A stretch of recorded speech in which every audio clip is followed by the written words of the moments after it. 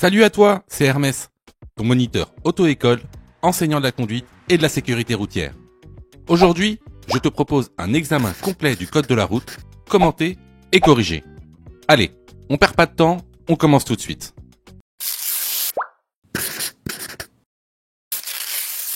Question numéro 1. Je peux passer, réponse A, après le passage du tramway, réponse B, quand le feu passe au vert.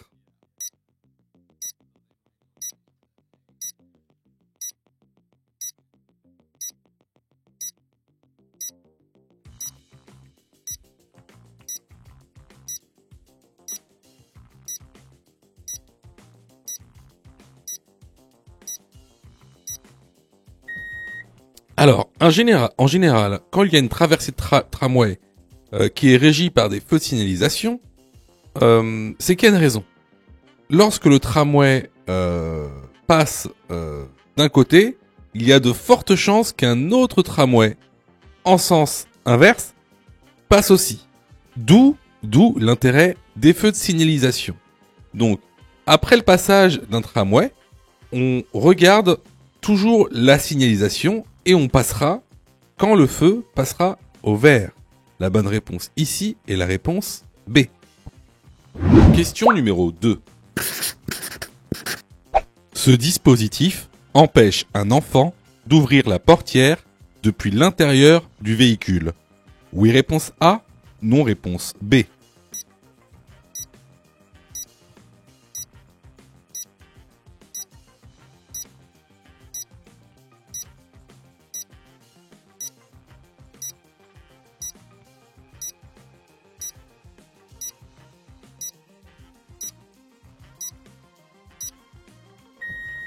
Alors, effectivement, c'est ce qu'on appelle le système de sécurité pour enfants. Ça empêche l'enfant d'ouvrir la porte depuis l'intérieur du véhicule pendant que vous conduisez. Alors, comment ça fonctionne ? C'est simple, sur le côté de la portière arrière, vous avez une sorte de petite serrure dans laquelle il va falloir donc insérer la clé du véhicule et tourner à gauche ou à droite pour pouvoir verrouiller la portière depuis l'intérieur.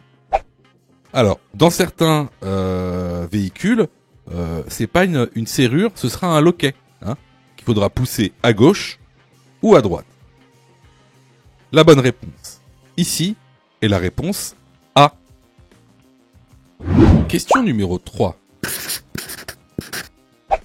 Dans le tunnel, je ne peux pas stationner, mais je peux m'arrêter. Oui, réponse A. Non, réponse B. L'allumage des feux est obligatoire, réponse C. Facultatif, réponse D.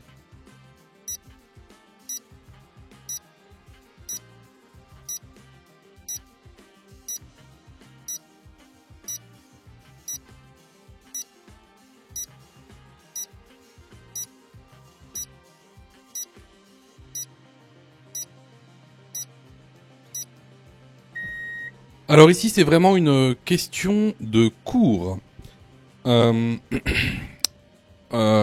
Alors, on a ce panneau qui a à droite qui signifie donc l'entrée d'un tunnel, mais qui, comme certains panneaux, inclut d'autres panneaux. Vous vous rappelez du panneau d'entrée d'agglomération qui inclut l'interdiction de klaxonner et la limitation maximale obligatoire de 50 km/h. Et ben là c'est pareil. Ce panneau en fait, il inclut 3 panneaux. Tout d'abord, l'obligation d'allumer ses feux, l'interdiction de faire demi-tour et l'interdiction de stationner et de s'arrêter. Ici, les bonnes réponses sont les réponses B et C. Question numéro 4. Ce véhicule sort d'une voie privée. J'ai la priorité sur le véhicule. Oui, réponse A. Non, réponse B.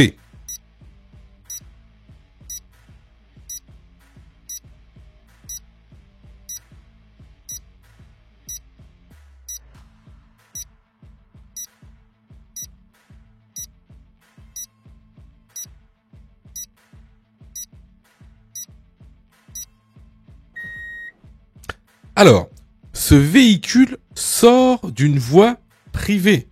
Donc, même s'il est à ma droite, il n'y a pas de priorité à droite. Hein? La priorité à droite ne vaut que si le véhicule sort d'une rue quelconque. Là, il sort d'une voie privée, ce véhicule. Donc, il n'a pas la priorité et je n'ai pas à lui céder la priorité. Donc ici, la bonne réponse est la réponse A. Question numéro 5. Je peux dépasser le vélo en franchissant la ligne blanche. Oui, réponse A. Non, réponse B. En laissant 1 mètre de distance. Oui, réponse C. Non, réponse D.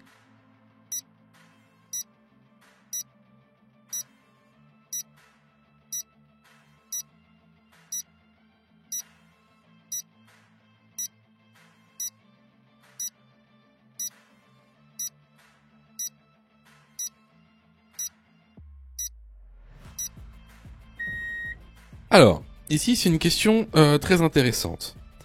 Alors, la règle générale veut qu'on n'ait pas le droit de dépasser quand on a une ligne blanche. On n'a pas le droit de ni franchir ni chevaucher une ligne blanche.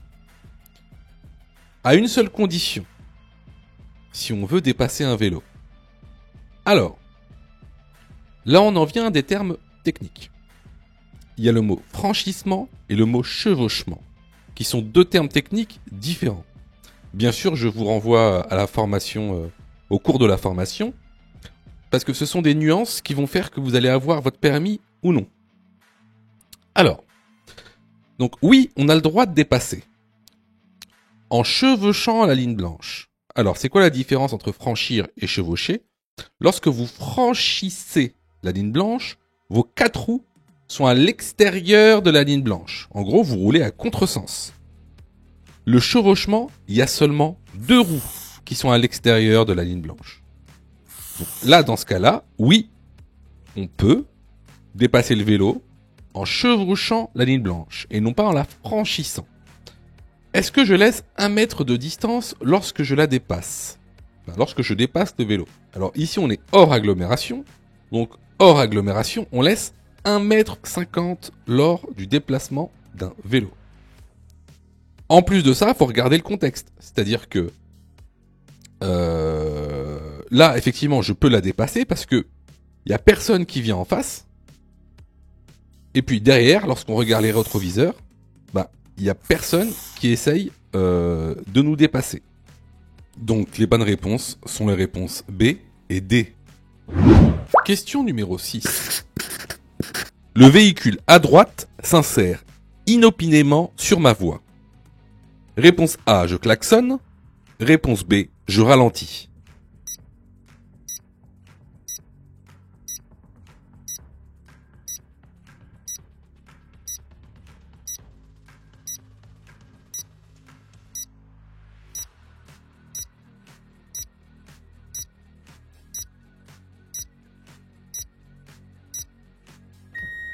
Alors cette situation est très courante, vous verrez quand vous aurez votre permis de conduire. Donc des véhicules qui s'insèrent inopinément sur une voie. Dans ce cas-là, klaxonner n'aura aucune utilité. De plus, regardez bien sur la vitre arrière de ce véhicule, on a un A. Donc c'est un apprenti conducteur. Donc ce qu'on fait, c'est qu'on ralentit et on le laisse s'insérer sur la voie. La bonne réponse ici est la réponse B. Question numéro 7. Je souhaite stationner à droite. Je me gare alors en créneau. Oui, réponse A. Non, réponse B. Je serre mon véhicule le long du trottoir avant ma manœuvre. Oui, réponse C. Non, réponse D.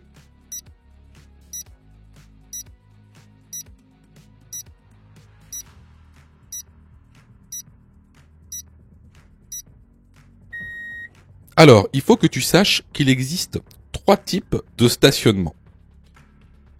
Le stationnement en créneau, le stationnement en bataille et le stationnement en épi. Alors, concernant le stationnement en créneau, c'est lorsque les voitures se garent l'une derrière l'autre, en général sur le bord de la route. Ensuite, pour le stationnement en bataille, c'est un stationnement qui se fait perpendiculairement à la route. Ensuite, vous avez les stationnements en épi. Alors, il existe deux types de stationnement en épi. Le stationnement par l'avant et le stationnement en épi en marche arrière. Tout dépendra du sens de circulation et de l'inclinaison du stationnement en épi. Alors ici, comme vous pouvez le voir sur l'animation, si je stationne à droite, alors je vais stationner en épi et non en créneau. Et vu l'inclinaison des stationnements, ce sera un stationnement en épi en marche avant. Deuxième sous-question, je serre mon véhicule le long du trottoir avant ma manœuvre. Eh bien non. Pourquoi ? Tout simplement parce que vous voyez qu'on a des lignes épaisses dites discontinues qui viennent matérialiser une voie réservée. En l'occurrence ici, c'est sûrement une voie réservée au vélo vu la largeur de la voie.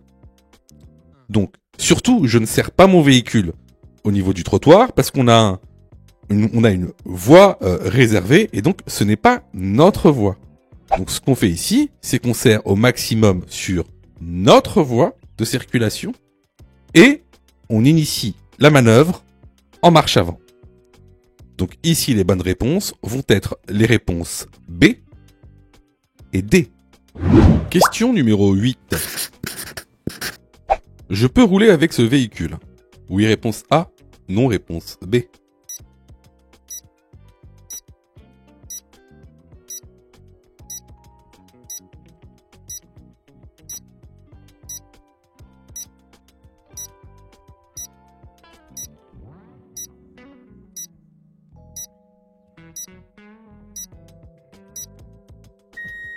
Alors, il faut que tu saches que la plaque d'immatriculation doit être visible.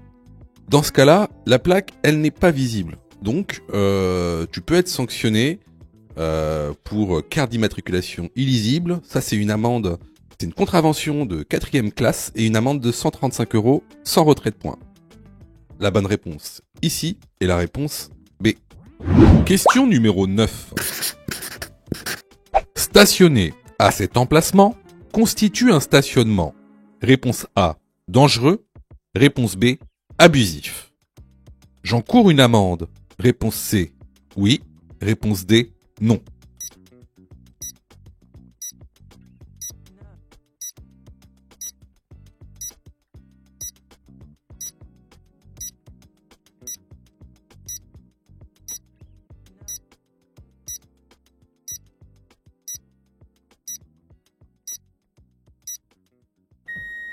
Alors, il faut que tu saches qu'il y a différents types de stationnement interdits. Alors, tu as tout d'abord les stationnements dits abusifs. Ensuite, tu as les stationnements gênants. Ensuite, les stationnements très gênants. Et enfin, les stationnements dangereux. Alors, il faut que tu saches que se garer devant un passage à niveau constitue un stationnement dangereux. C'est le stationnement le plus grave que tu peux commettre. Alors, ce stationnement est puni par une amende de 135 €, un retrait de 3 points sur ton permis de conduire, mais également, si tu ne retires pas ton véhicule à temps, une mise en fourrière de ton véhicule. Donc, ici, les bonnes réponses vont être les réponses A et C. Question numéro 10. La voie de droite est réservée aux poids lourds. Oui, réponse A. Non, réponse B.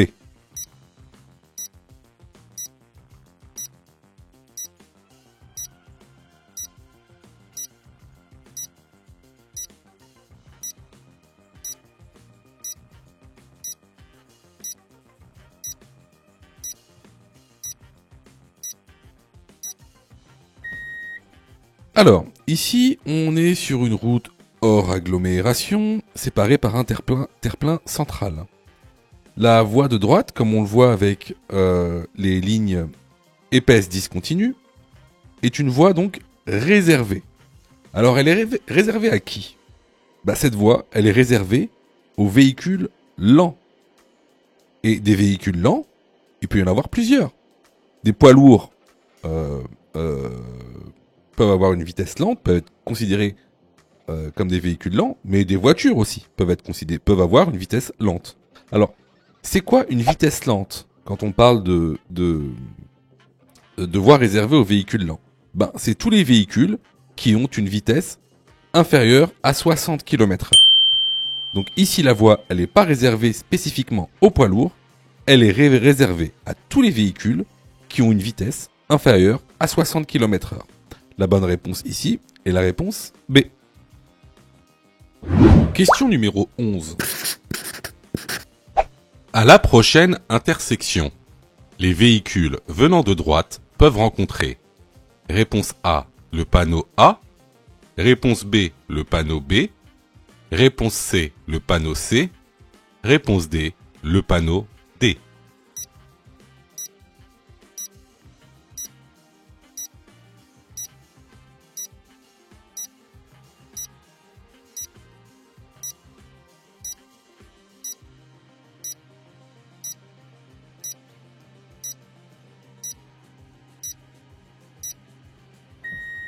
Alors, ici, comme tu le vois, on a un panneau indiquant que on a la priorité à la prochaine intersection.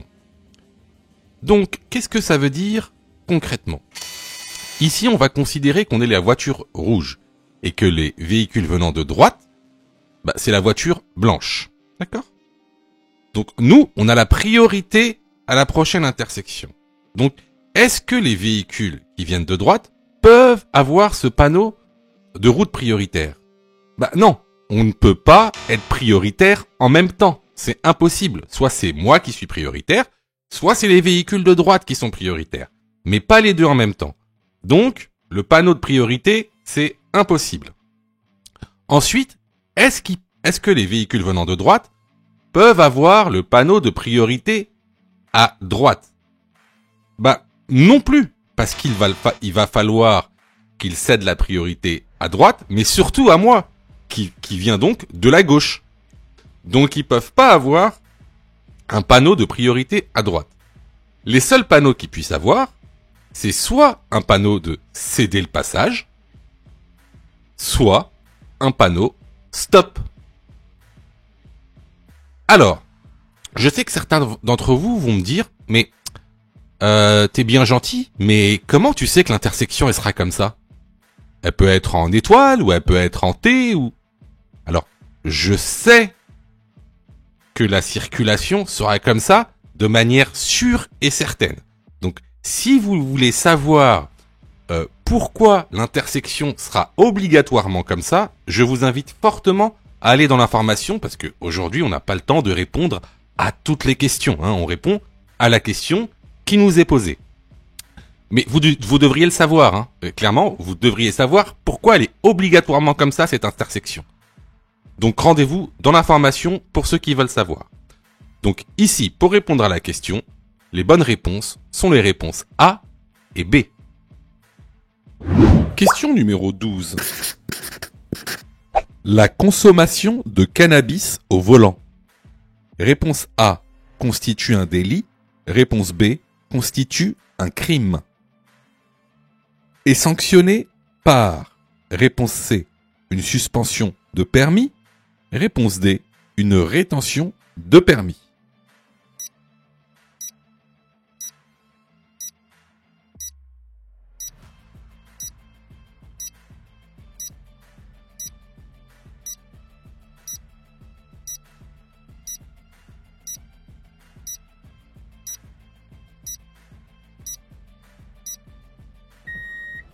Alors, comme le montre le document que vous retrouverez dans l'information, la consommation de cannabis au volant constitue un délit.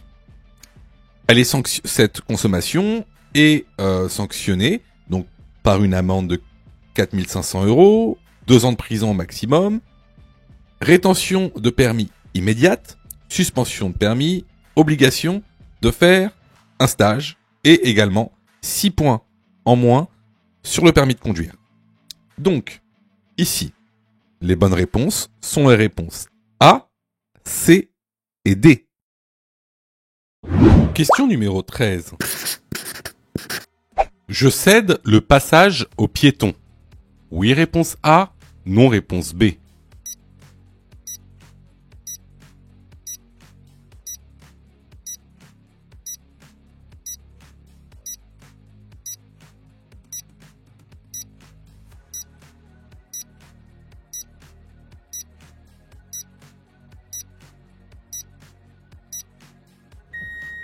Alors ici, on est sur une intersection qui est gérée par une signalisation lumineuse. Le feu est vert, donc on passe, on ne laisse pas le passage aux piétons. La bonne réponse ici est la réponse B. Question numéro 14. La conductrice est bien installée. Oui, réponse A, non, réponse B.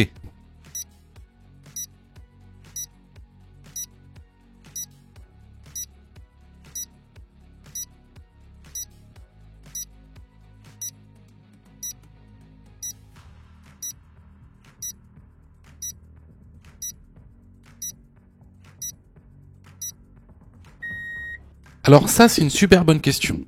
Comment savoir qu'on est bien installé dans le véhicule? Alors, regardez cette petite image qui est super intéressante parce qu'elle explique bien comment il faut s'installer dans un véhicule. Alors, tout à gauche, vous voyez bien là que le conducteur est trop loin. Il a les bras tendus, les jambes tendues. Là, il est très mal installé. Pareil pour la petite image du milieu. Il est trop proche de son volant, il a le dos courbé, il est mal installé. Alors que tout à droite, il a le dos droit, les bras légèrement fléchis, les jambes légèrement fléchies. Donc ça, c'est une bonne installation. Alors, si on retourne à notre conductrice, on voit bien que son buste est beaucoup trop proche, que ses avant-bras touchent le volant et que surtout, ses genoux touchent le tableau de bord. Donc ici, effectivement, la conductrice n'est pas bien installée. La bonne réponse est la réponse B. Question numéro 15. Je suis en conduite probatoire. La vitesse maximale autorisée est de réponse A, 110 km/h. Réponse B, 130 km/h.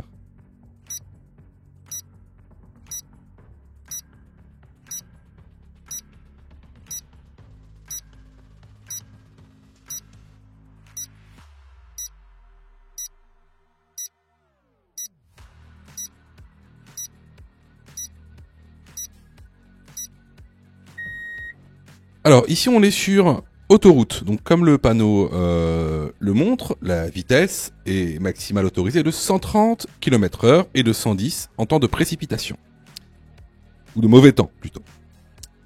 Seulement, comme vous le savez, regardez ici, je vous mets donc le document des vitesses maximales autorisées selon les types de routes.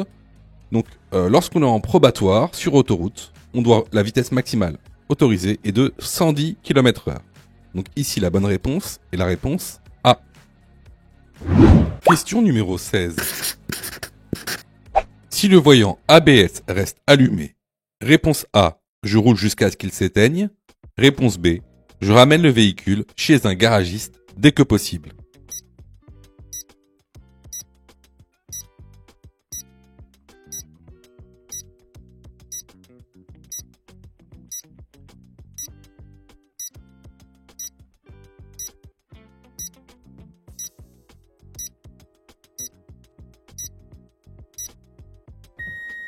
Alors, je vous déconseille de jouer avec l'ABS parce que en fait, c'est le système qui vous permet de garder votre trajectoire lors des freinages d'urgence. Donc, lorsqu'il reste allumé, vous ramenez votre véhicule chez un garagiste dès que possible. La bonne réponse est la réponse B. Question numéro 17.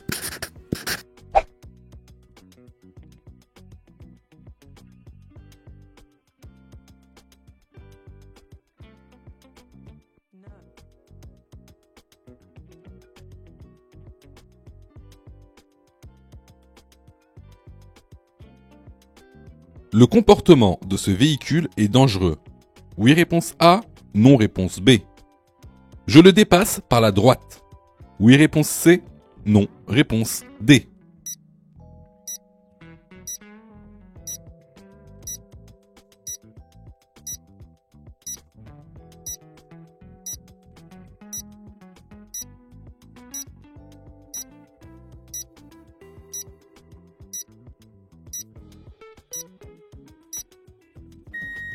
Alors, est-ce que le comportement de ce véhicule est dangereux?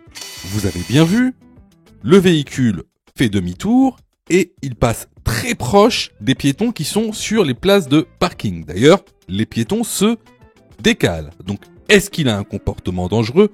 Oui, il a vraiment un comportement dangereux. À la question, est-ce que je le dépasse par la droite? Il faut savoir qu'il est totalement interdit de dépasser par la droite, même en agglomération. Donc, les bonnes réponses ici vont être les réponses A et D. Sais-tu que Mon Code de la route est aussi une plateforme pédagogique qui te permet de passer ton examen du code à partir de seulement 9,90 €. Et on a même conçu, spécialement pour toi, un programme qui te permet d'obtenir ton code en un temps record. C'est le programme Mon Code en 10 jours. Avec un calendrier de révision personnalisé, un contenu pédagogique par thème conforme à la nouvelle réforme, des nombreux tests d'examen blanc issus de l'examen officiel, accessibles sur smartphone, tablette et PC durant 1 an et en accès illimité. Et surtout, cette formation est 100% remboursée en cas d'échec à l'examen. Alors, si tu souhaites obtenir ton code du premier coup sans te ruiner et sans risque, rejoins notre programme en cliquant sur le lien en description de la vidéo. Pour ça, tu as juste à cliquer sur le lien en description et à choisir ta formule. Question numéro 18. La pression des pneus a une influence sur la consommation de carburant. Oui, réponse A. Non, réponse B. La vérification de la pression des pneus doit être réalisée. C. Tous les ans. D. Tous les mois.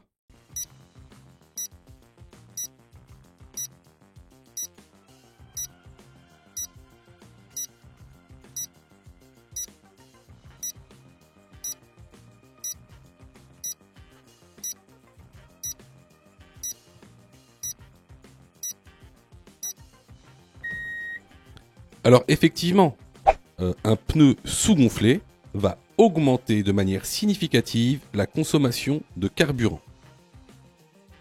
La vérification de la pression des pneus doit être réalisée environ tous les mois. Les bonnes réponses ici sont les réponses A et D. Question numéro 19. Les branches des lunettes peuvent affecter le champ de vision. Oui, réponse A. Non, réponse B.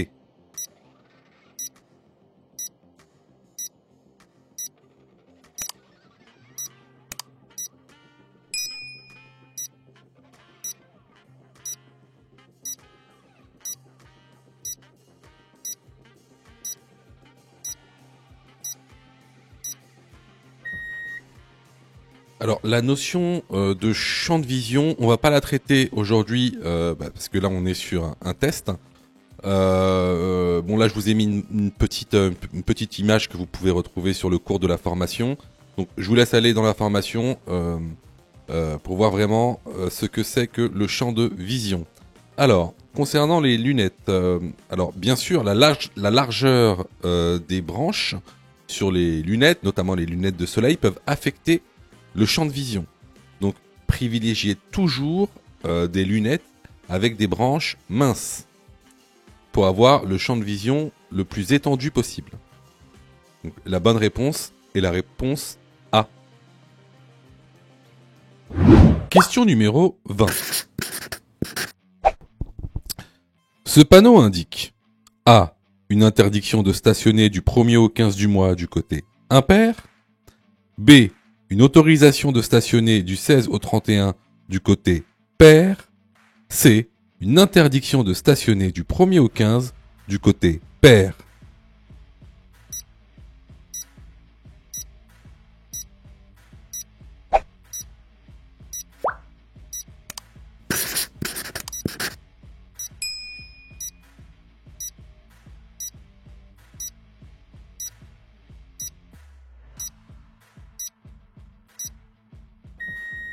Alors, ça c'est le genre de panneau que vous ne maîtrisez quasiment jamais. On va faire un petit schéma parce que ça mérite un schéma. Alors, que signifie ce panneau? Ce panneau signifie que tu es autorisé à stationner du côté impair du 1er au 15 du mois. Il signifie également que tu es autorisé à stationner du côté pair du 16 au 31 du mois. Donc les bonnes réponses ici seront les réponses B et C. Je vois que tu es super motivé pour avoir ton code. Alors, soutiens la chaîne en t'abonnant et surtout en activant les notifications afin d'être prévenu des dernières vidéos mises en ligne. Question numéro 21. Je suis bien placé. Oui, réponse A. Non, réponse B.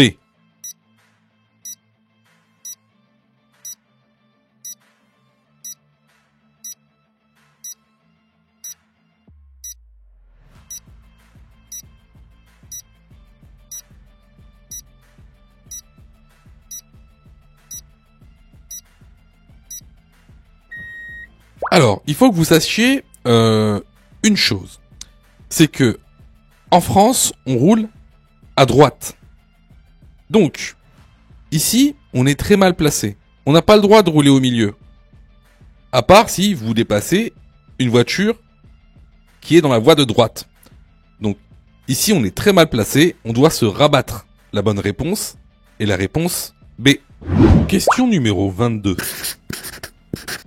Je suis témoin d'un accident avec dommages corporels. Dans l'ordre, je dois. Réponse A. Protéger, alerter, secourir. Réponse B. Secourir, protéger, alerter.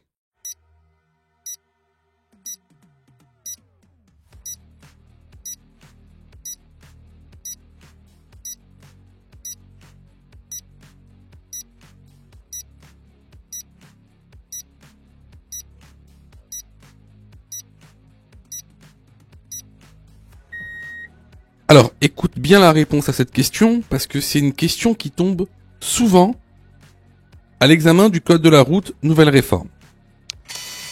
Alors, lorsque tu es témoin d'un accident avec dommages corporels, tu dois, en premier lieu, protéger, en deuxième lieu, alerter, en troisième lieu, secourir. C'est ce qu'on appelle le pas. Le pas, c'est un moyen mnémotechnique qui va te permettre de te souvenir de l'ordre. Donc ici, la bonne réponse est la réponse A. Question numéro 23. La distance de freinage d'un tramway est plus grande que celle d'une voiture. Oui, réponse A. Non, réponse B.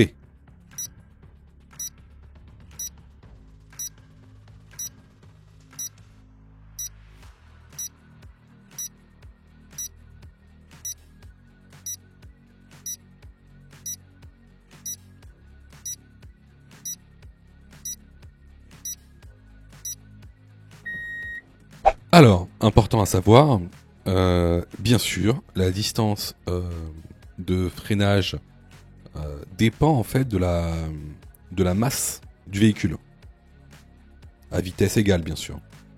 À vitesse égale, la distance de freinage d'un véhicule plus lourd sera plus grande. Donc la bonne réponse ici, bien sûr, c'est la réponse A. Au-delà de ça, cette question met en avant plusieurs concepts.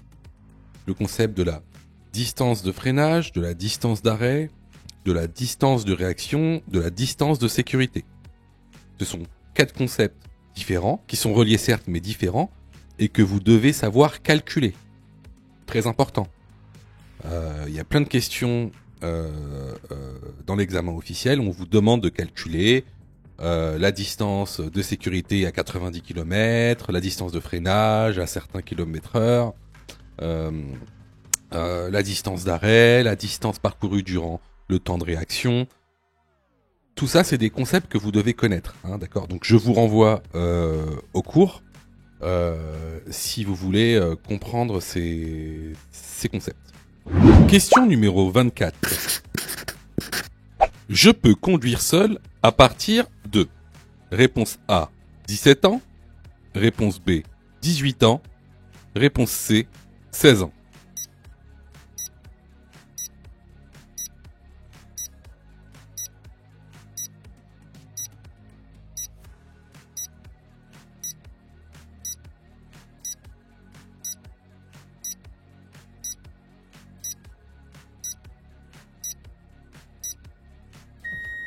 Alors, depuis janvier 2024, la réglementation a changé. Aujourd'hui, donc, on peut commencer à conduire à 17 ans. C'est-à-dire qu'une fois, vous pouvez passer votre permis de conduire à 17 ans, et donc, si vous l'avez, conduire seul à 17 ans. Ce qui n'était pas le cas avant janvier 2024. Donc, la bonne réponse ici est la réponse A. Question numéro 25. Je vais tout droit. J'actionne mon clignotant gauche. Oui, réponse A. Non, réponse B.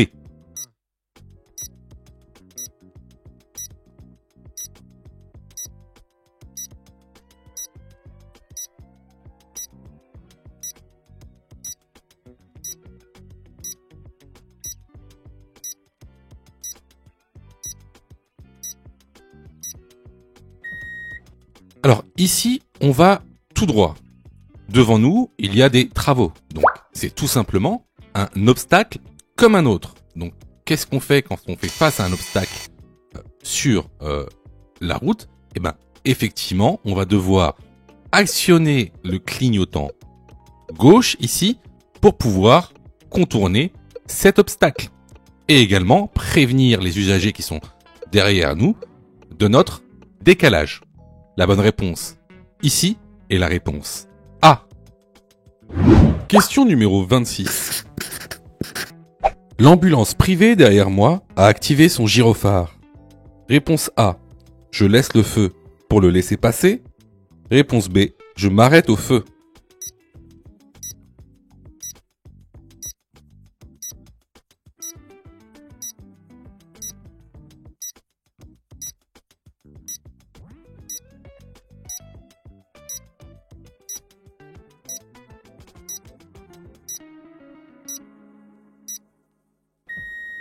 Alors là, on fait très attention. Les ambulances sont des véhicules d'intérêt général bénéficiant d'une facilité de passage. Ce qui n'a rien à voir avec un véhicule d'intérêt général prioritaire. Ce sont deux types de véhicules différents. Les véhicules d'intérêt général qui bénéficient d'une facilité de passage n'ont pas la priorité aux intersections. Dans ce cas, je m'arrête au feu. La bonne réponse est la réponse B.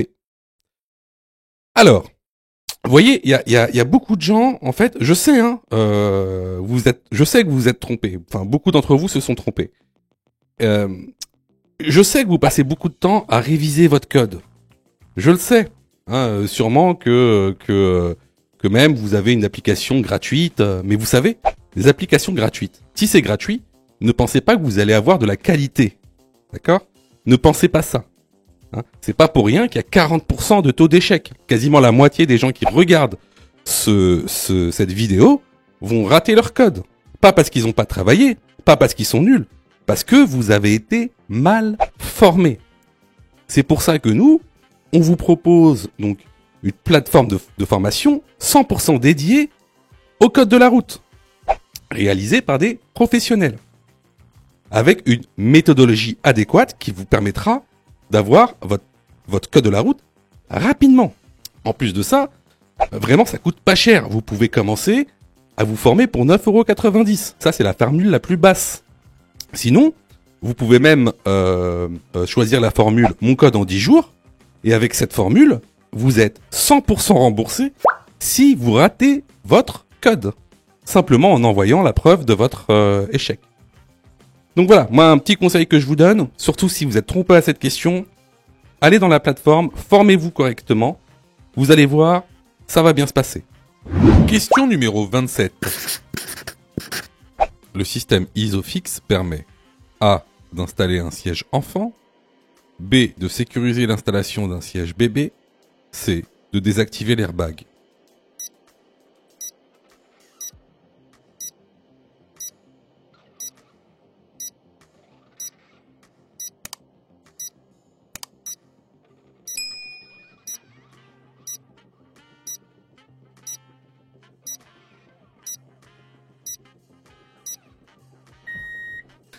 Alors, le système ISOFIX, c'est tout simplement deux mousquetons en acier. Hein. C'est deux carrés en acier qui sont fixés en fait au châssis du véhicule.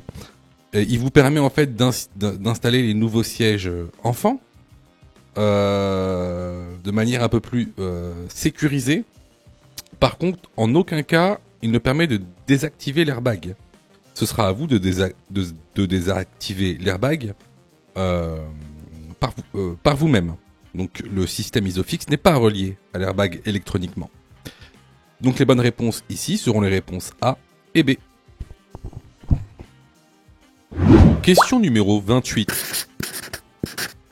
En période hivernale, après ce panneau, je suis dans l'obligation d'équiper mon véhicule de chaînes ou chaussettes si je n'ai pas de pneus hiver. Oui, réponse A. Non, réponse B. D'équiper mon véhicule de pneus hiver si je n'ai pas de chaussettes ou chaînes. Réponse C. Seulement sur les roues motrices. Réponse D. Sur toutes les roues.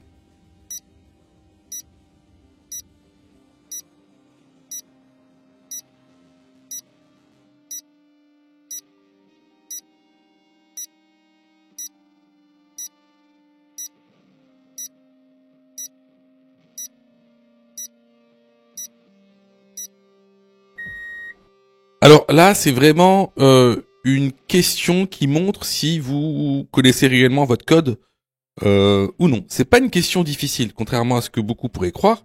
Mais voilà, c'est vraiment une question où là, bon, si vous avez faux, clairement, vous avez besoin d'être formé. Alors, que veut dire ce panneau? Donc, vous savez que ce panneau, c'est une entrée de zone d'équipement obligatoire en période hivernale. Alors, qu'est-ce que dit ce panneau de manière exacte? Ce panneau, en fait, après ce panneau, tu es obligé, d'accord, soit d'équiper ton véhicule de pneus hiver, les 4 roues, quoi qu'il arrive, qu'elles soient motrices ou non, les 4 roues, ou de détenir un dispositif amovible, c'est-à-dire des chaînes métalliques ou des chaussettes. Il faut bien que tu vois la différence. Si tu as des pneus hiver, alors après ce panneau, en période hivernale, tu es obligé de les mettre, peu importe l'état de la route. Par contre, si tu as un dispositif amovible, tu n'es pas dans l'obligation de les mettre. Tu es dans l'obligation de posséder ces dispositifs amovibles. D'ailleurs, regarde, sur le panneau, le dispositif amovible, il est dans une mallette. D'accord? Ici, les chaînes, elles sont pas équipées. D'accord? Alors, il y a un autre panneau qui, lui, t'oblige à mettre des chaînes ou des pneus hiver. Donc, c'est ce panneau-là. Et ça, c'est un panneau d'obligation. C'est différent. Donc, tu vois ici la nuance, bah voilà, c'est ça en fait, connaître réellement son code de la route. C'est la différence entre les gens qui vont l'avoir du premier coup et les gens qui vont le passer plusieurs fois. Voilà. Donc ici, en période hivernale, après ce panneau, est-ce que je suis dans l'obligation d'équiper mon véhicule de chaînes ou de chaussettes si je n'ai pas de pneus hiver? Bah non, je suis pas obligé d'équiper. Je suis obligé de posséder. D'équiper mon véhicule de pneus hiver si je n'ai pas de chaussettes ou chaînes sur toutes les roues, pas seulement sur les roues motrices, sur toutes les roues. Donc les bonnes réponses ici sont les réponses B et D. Question numéro 29. Favoriser les transports en commun permet de réduire le nombre de véhicules en circulation. Oui, réponse A. Non, réponse B.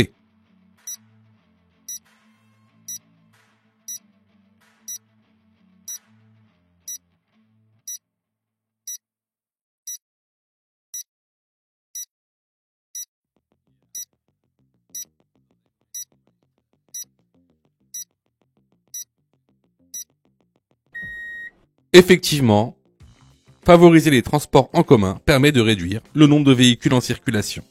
La bonne réponse ici est la réponse A. Question numéro 30. Ce passager adulte est bien installé. Oui, réponse A. Non, réponse B. Le conducteur risque une amende. Oui, réponse C. Non, réponse D.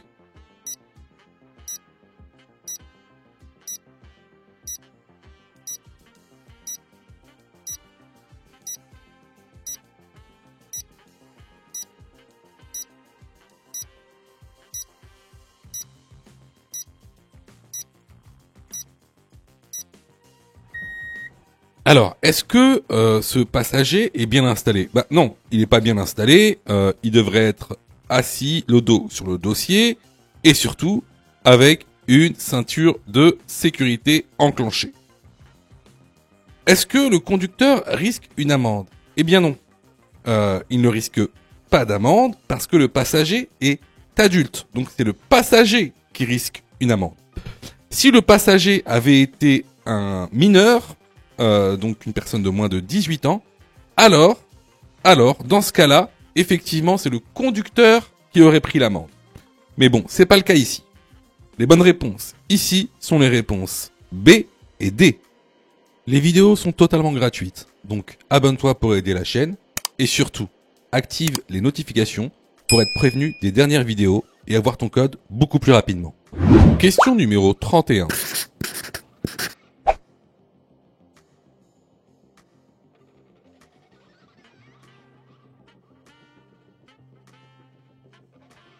Dans cette intersection, le croisement s'effectue à l'indonésienne. Oui, réponse A. Non, réponse B. J'ai la priorité sur les véhicules en sens inverse. Oui, réponse C.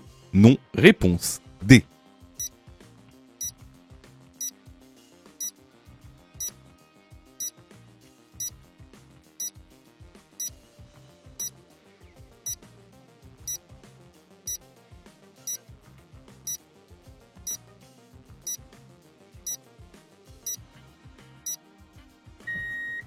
Alors, tout d'abord, tu dois savoir qu'il existe deux types de croisements dans une intersection. On a le croisement à l'indonésienne et le croisement par contournement. Le croisement à l'indonésienne, c'est lorsque les véhicules se croisent par l'avant, en se faisant face.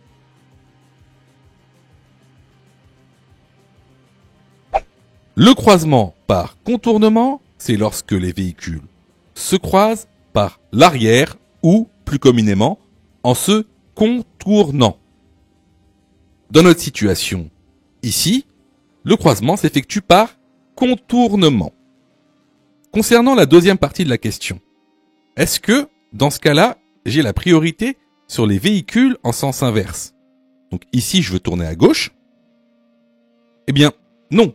Je vais devoir laisser passer les véhicules en sens inverse pour pouvoir tourner à gauche. Pourquoi?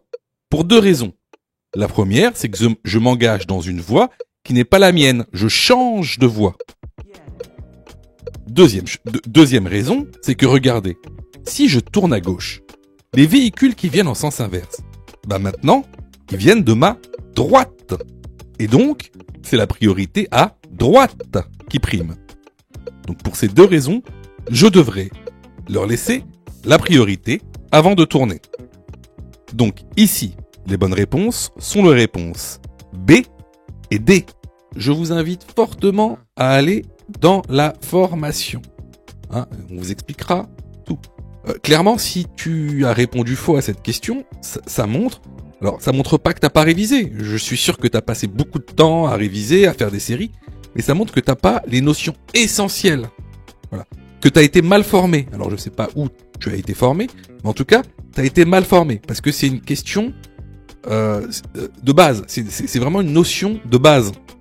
Et puis c'est bête de pas vouloir te former, parce que par exemple, nous on a mis en place une plateforme où tu peux te former à partir de 9,90 €. 9,90 € pour être formé correctement. En plus, si tu choisis de prendre la formule Mon code en 10 jours pour avoir ton code plus rapidement, ben, t'es remboursé à 100% si tu échoues à ton examen. Juste en montrant ta preuve d'échec. Voilà. Donc, bah écoutez, moi je vous conseille vivement de vous former, sachant que vous savez, ça coûte pas cher. Et en plus, si vous n'êtes pas prêt à mettre 9 € ou 40 € pour vous former correctement au code de la route, sachez que juste après, c'est le permis de conduire, c'est la conduite. C'est-à-dire que le permis de conduire coûte en moyenne 2000 € à peu près. C'est 37 heures en moyenne d'heures de conduite pour obtenir son permis en France. À peu près 2000 €, un peu moins. C'est 1800 €. Donc, si t'as pas 40 € ou 10 € pour te former au code de la route, ça va être compliqué de passer ta conduite et donc ton permis de conduire. Parce que là, ce sera 2000 €. Donc voilà, écoutez, on passe à la prochaine question. Question numéro 32. Pour limiter la pollution, il est préférable d'utiliser le covoiturage pour les longs trajets. Oui, réponse A. Non, réponse B.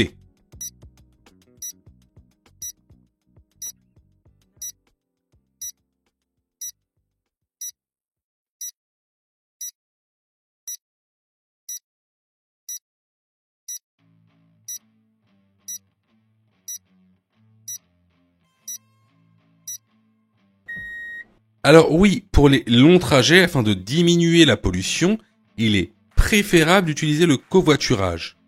Alors, il est préférable d'utiliser le covoiturage, mais par rapport à quoi? En fait, la question, induit que il est préférable d'utiliser le covoiturage par rapport à l'éco-partage. D'accord? Pourquoi? Parce qu'en fait, l'éco-partage, c'est de la location de véhicules courte durée. C'est vraiment pour louer une voiture une demi-heure, une heure. Alors que si tu veux faire un long trajet, il va falloir passer par une vraie entreprise qui propose des locations, on va dire, entre guillemets, longue durée. Donc, effectivement, pour les longs trajets et limiter la pollution, on va préférer le covoiturage. La bonne réponse ici est la réponse A. Alors là, c'était vraiment une question de cours qu'on voit régulièrement dans la formation. Donc, si vous avez eu faux à cette question, vraiment, je vous incite vraiment à vous former, que ce soit chez nous ou ailleurs. Question numéro 33. La route est dégagée. Je maintiens mon allure. Oui, réponse A. Non, réponse B.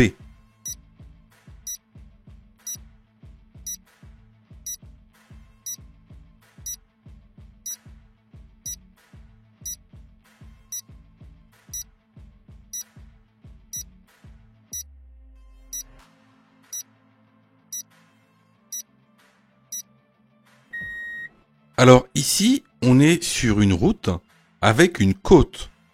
Donc qu'est-ce qui se passe? Regardez bien. Il n'y a aucune visibilité. Après la côte, on ne sait pas ce qui se passe. Donc ce qu'on fait ici, c'est qu'on va ralentir. On va pas maintenir son allure, on va ralentir. Donc la bonne réponse ici est la réponse B. Question numéro 34. Je klaxonne. Oui, réponse A. Non, réponse B. Je fais un appel de phare. Oui, réponse C. Non, réponse D.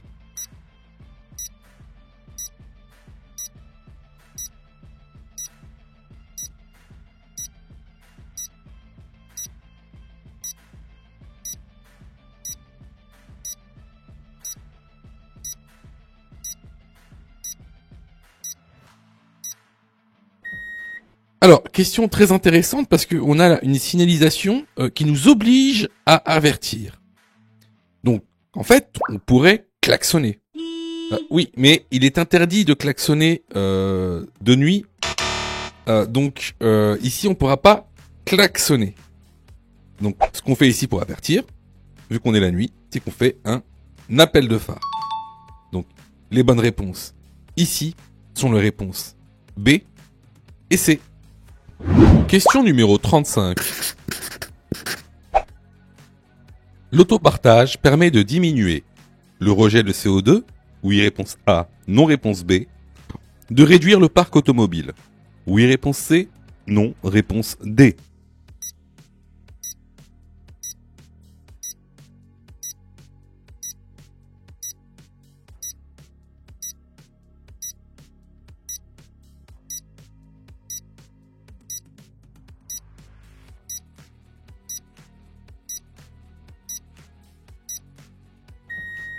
Effectivement, l'autopartage permet la diminution de rejet de CO2 et de réduire le parc automobile.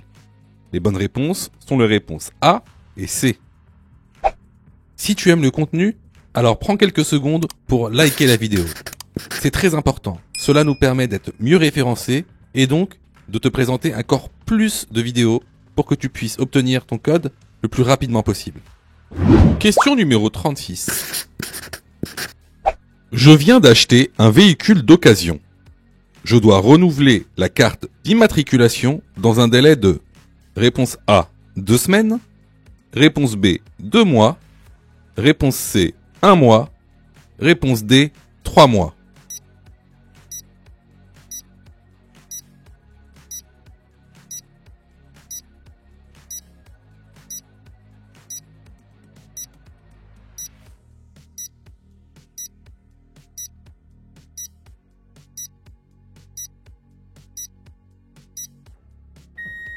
Alors, lorsque vous venez de faire l'acquisition d'un véhicule d'occasion, vous devez renouveler le certificat d'immatriculation sous un délai d'1 mois à partir de la date d'achat. La bonne réponse ici est la réponse C. Question numéro 37. Je circule sur route à chaussée séparée avec mes feux de réponse A, route, réponse B, croisement. La vitesse maximale autorisée est de réponse C, 50 km/h, réponse D, 110 km/h.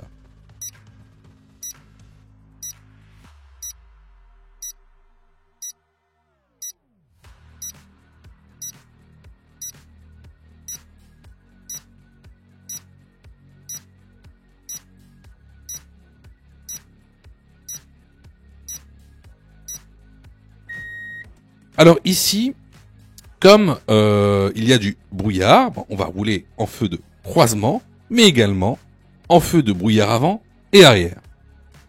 Interdit de rouler ici avec les feux de route. Concernant la vitesse maximale autorisée, étant donné qu'on est sur route à chaussée séparée, la vitesse maximale autorisée est de 110 km/h. Cependant, il y a du brouillard et sur route à chaussée séparée, comme le montre ce document, la vitesse maximale autorisée est de 50 km/h si la visibilité est inférieure à 50 mètres. Alors, comment savoir si la visibilité est inférieure à 50 mètres ? On voit très bien ici sur les lignes de rive qu'on ne voit pas plus loin que cette ligne de rive là. Très bien, mais quelle est la longueur de cette ligne de rive ? Ça c'est vraiment du court. Donc sur une route à chaussée séparée, la ligne de rive fait 20 mètres et l'interligne fait 6 mètres. Donc ici, on ne voit pas au-delà de 26 mètres. Donc, la vitesse maximale autorisée est de 50 km/h. Les bonnes réponses ici sont les réponses B et C. Question numéro 38. Durant ma période probatoire, je place le signe A de préférence. En A, réponse A. En B, réponse B. En C, réponse C. En D, réponse D.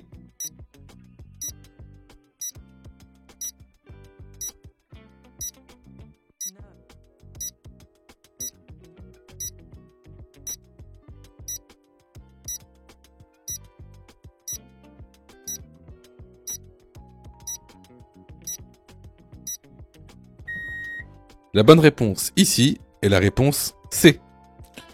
Alors là, c'était vraiment une question de cours qu'on voit régulièrement dans la formation.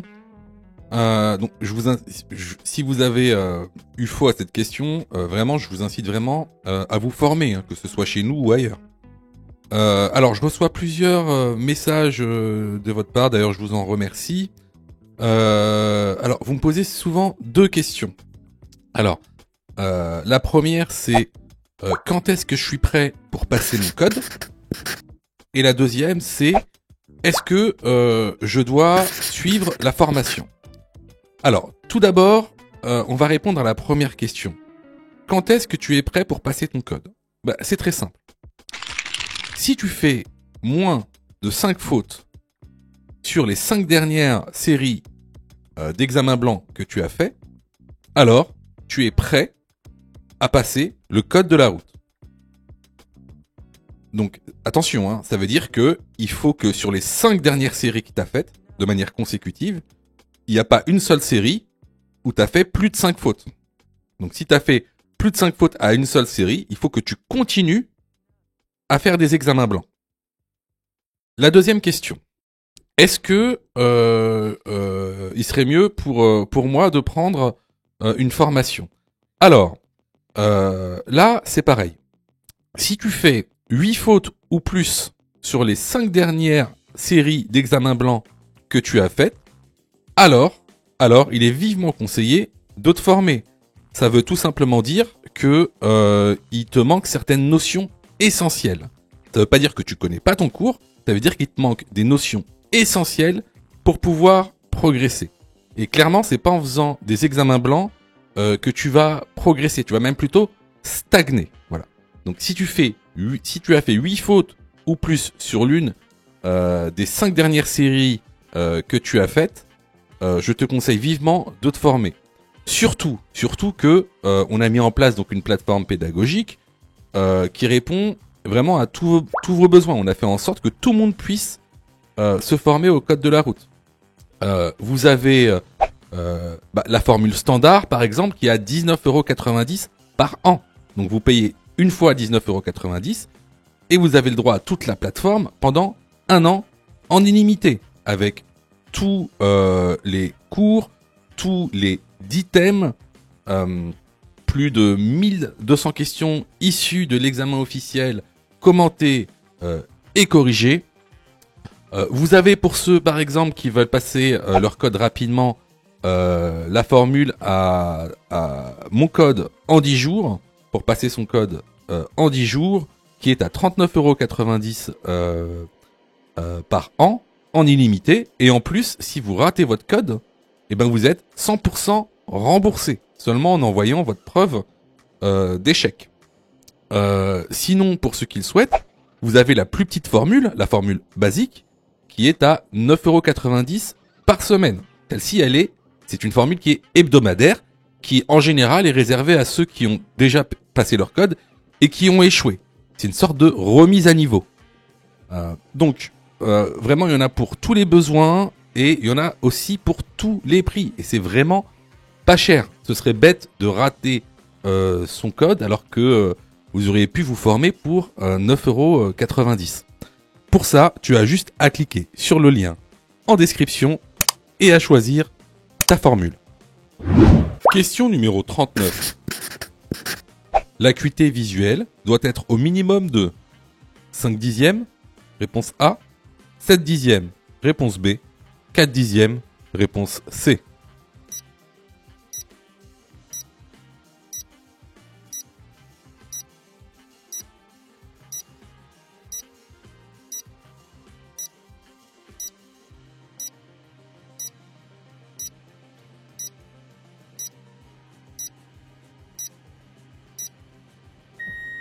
Alors ça c'est une question récurrente dans les examens de la nouvelle réforme.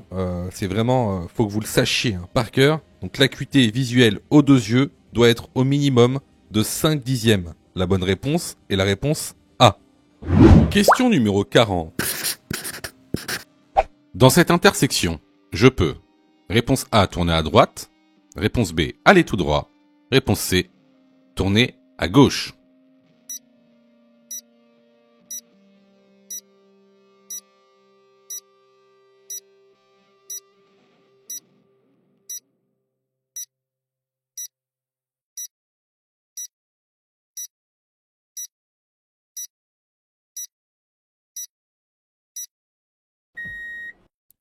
Alors, comme vous pouvez le voir juste ici, on a un panneau qui est un panneau de sens interdit. Donc, effectivement, ici, on ne pourra pas tourner à droite. Tout droit, il n'y a aucun panneau qui nous interdit l'accès, et à gauche non plus. Donc ici, on pourra tourner à gauche et aller tout droit. Les bonnes réponses sont les réponses B et C. Si tu as fait 8 fautes ou plus, ne panique pas. Rejoins-nous sur notre plateforme pédagogique en ligne en cliquant sur le lien en description de la vidéo. Tu pourras alors choisir la formule qui te convient. N'oublie pas de liker la vidéo et de t'abonner pour recevoir toutes les dernières notifications. Tu peux aussi continuer à t'entraîner en cliquant sur l'une des vidéos qui s'affichent.